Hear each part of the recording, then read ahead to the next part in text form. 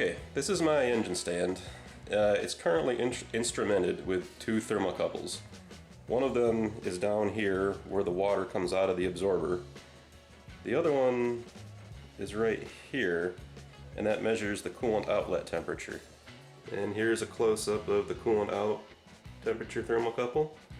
And down in there is the Dyno water outlet temperature thermocouple. Okay, so this is my console. This is where I have the display for the data acquisition computer.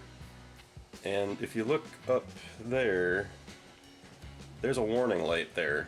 And what that does is if the coolant temperature gets too hot, the light turns on. Or if the temperature coming out of the absorber gets too hot, that light turns on. And it warns me to pull back, shut the engine down, or get things cooled off. So now I'm going to start the process that gets the analog to digital converters starting to read the thermocouples.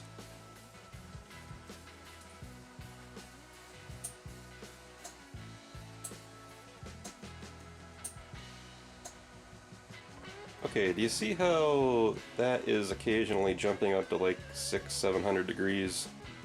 It's not supposed to do that. And what that's doing is making my warning light go off when there's not really a problem. So I need to figure out why that's doing that. Underneath the console we were just looking at is where the data acquisition computers are. So those yellow wires there connect to that connector and then go out to the thermocouple. So looking inside the cabinet, there's a Raspberry Pi there, another one there, and where the thermocouple wires come in, they need to first go into a thermocouple amplifier, and then from there that signal goes out into this, which is an analog to digital converter. It has two MCP 3008s on it, and then it sends that data from there into the Raspberry Pis. To start diagnosing the problem, I need to know roughly where the problem is. So is the problem in here, or is it upstream of this connector out into where the engine is? The coolant outlet temperature thermocouple was acting fine.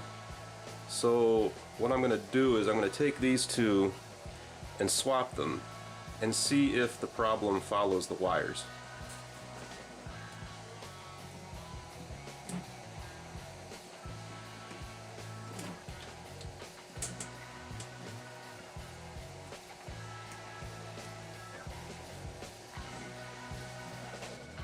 Okay, so now we can see that the problem followed the wire. That tells me that the problem isn't inside the cabinet where the computers are.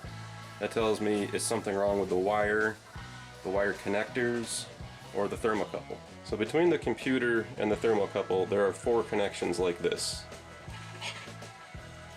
Those screws hold the thermocouple wires to the connector. And I've seen it in the past where those get loose, or maybe the wire wasn't in there very well to begin with. I checked all 4 of them. They were all good. So I've got to start looking someplace else. So after eliminating the wires as a source of the problem, I replaced the thermocouple, and that didn't fix the problem either. So after some time thinking about this, one of the things I noticed that's different about the way this thermocouple is mounted is that thermocouple is mounted into a plastic piece, something that I 3D printed. I kind of wonder if maybe I've got a ground issue. So I'm starting to wonder if maybe there's noise getting into that signal, into that wire. And maybe because it's mounted in plastic, maybe that's got something to do with it. So what I ended up doing was connecting a gator clip to this braided part of the thermocouple lead with the intention of that grounding it. So it goes from there up to here where it grounds on this bolt. And you can see the light is out right now. So I'm going to disconnect the ground lead right now. And that came right on. So back at the console we can see that thermocouple is reading okay now.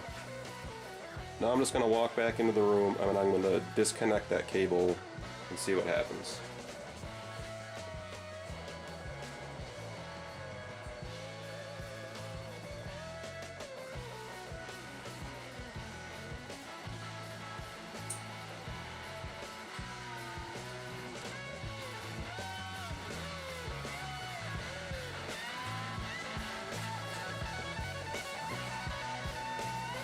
and the problem's back. So grounding that does something that helps solve the problem.